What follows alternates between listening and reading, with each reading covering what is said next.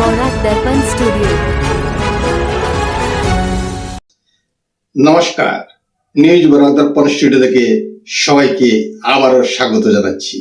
আজকে দেশ বিদেশের বেশ কয়েকটি গুরুত্বপূর্ণ খবরের সংক্ষিপ্ত হেডলাইন। অসমের বন্যা ত্রাণে সর্বোচ্চ অনুদান 21 কোটি টাকা দিল রিলায়েন্স ফাউন্ডেশন। মুখ্যমন্ত্রী আজ ফের বন্যা দুর্গত এলাকায় ডিব্রুগড় থেকে শুরু পরিদর্শন। কুলসি নদীতে বাঁধের বিরোধিতায় তীব্র ক্ষোভ। অসমে বন্যায় মৃতের সংখ্যা বেড়ে 82। মিজোরামে 58 কোটি টাকার মেথামফেটামিন উদ্ধার। অভিজিৎ দীপককে নিয়ে আরটিআই, অর্থের উৎস ও সিজেপির বৈধতা নিয়ে প্রশ্ন। পাক অধিকৃত কাশ্মীরে দ্বিতীয় দফার বুথেও অশান্তি। মস্কোতে ভয়াবহ বোমা বিস্ফোরণ, নিহত 3, আহত 21। বিস্তারিত প্রতিবেদনে।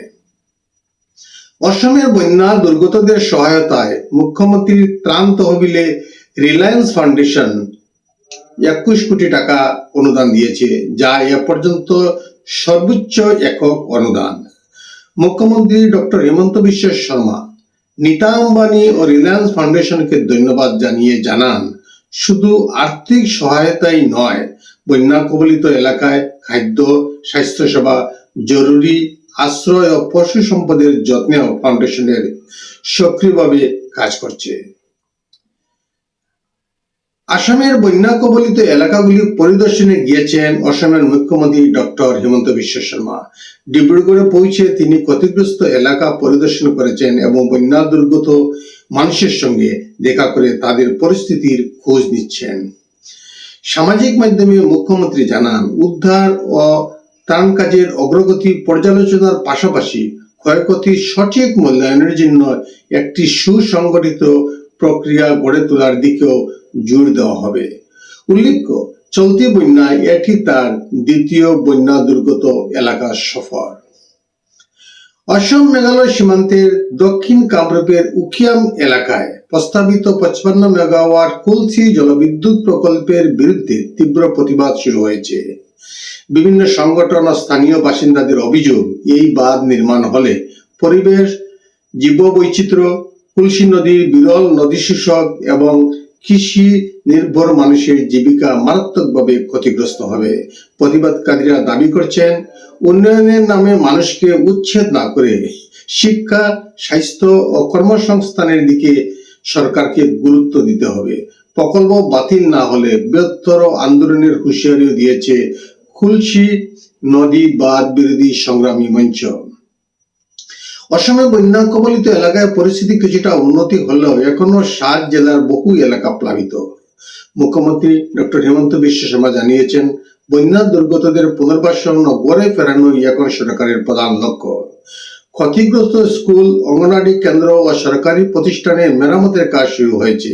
শিবসাগর ও চড়াইদেওয়ের ক্ষতিগ্রস্ত শিক্ষা প্রতিষ্ঠানের জন্য আর্থিক সহায়তা ঘোষণা করা হয়েছে। পাশাপাশি বন্যা কবলিত জেলাগুলির জুলাই মাসের বিদ্যুৎ বিল ও চলতি বছরের সম্পত্তি কর মকুবের ঘোষণা দিয়েছে অসম সরকার।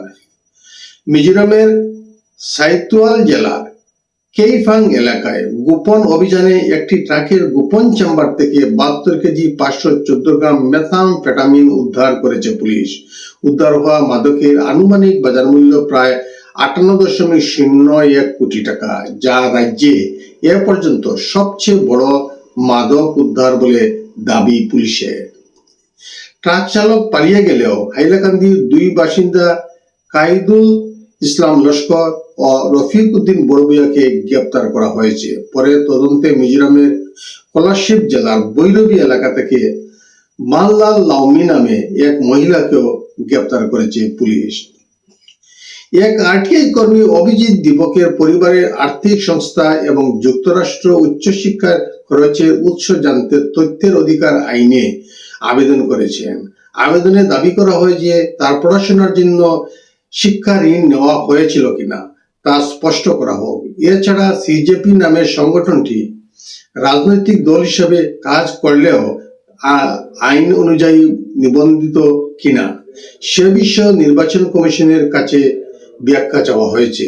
একই সঙ্গে কপিল সিবালের ঘোষিত 1 কোটি টাকার অনুদানের ওপর জিএসটি প্রযোজ্য কিনা এবং এই অর্থ সংগ্রহের বৈধতা তদন্তের দাবিও জানানো হয়েছে। পাক অধিকৃত কাশ্মীরে আইনসভা নির্বাচনের দ্বিতীয় দফার ভোট গ্রহণে অশান্তির ঘটনা ঘটেছে। মুজফ্ফরবাদ সহ বিভিন্ন এলাকায় বিক্ষোভ, পুলিশের সঙ্গে সংঘর্ষ, যানবাহনে অগ্নিসংযোগ ও পাথর ছোড়ার ঘটনা ঘটে। বিরোধী গোষ্ঠীগুলোর অভিযোগ, পাকিস্তানি সেনার সহায়তায় ভোটে কারচুপি ও কঠোর দমন পীড়ন চলছে। গত সপ্তাহে নিরাপত্তা বাহিনীর গুলিতে অন্তত 20 জন নিহত হওয়ার অভিযোগও উঠেছে। পচ্ছালি শাসনের নির্বাচনে 3 দফায় অনুষ্ঠিত হচ্ছে, যার দ্বিতীয় দফার ভোটেও উত্তেজনা অব্যাহত রয়েছে। রাশিয়ার রাজধানী মস্কোর একটি জনবহুল বাণিজ্যিক এলাকায় শক্তিশালী বোমা বিস্ফোরণে অন্তত 3 জন নিহত এবং 21 জনের বেশি আহত হয়েছে। বিস্ফোরণের জেরে আশপাশের ভবন ও একাধিক গাড়ি ক্ষতিগ্রস্ত হয়েছে। প্রাথমিক তদন্তে উচ্চ ক্ষমতাসম্পন্ন আইইডি ব্যবহারের সন্দেহ করা হচ্ছে। ঘটনার পর গোটা এলাকা ঘিরে তদন্ত শুরু করেছে রুশ নিরাপত্তা বাহিনী এবং শহর জুড়ে নিরাপত্তা ব্যবস্থা জোরদার করা হয়েছে। আজকের প্রতিবেদনে এখানেই সংক্ষিপ্ত বিরতি টানছি। সবাইকে শুভ সন্ধ্যা জানিয়ে বিদায় নিচ্ছি। নমস্কার।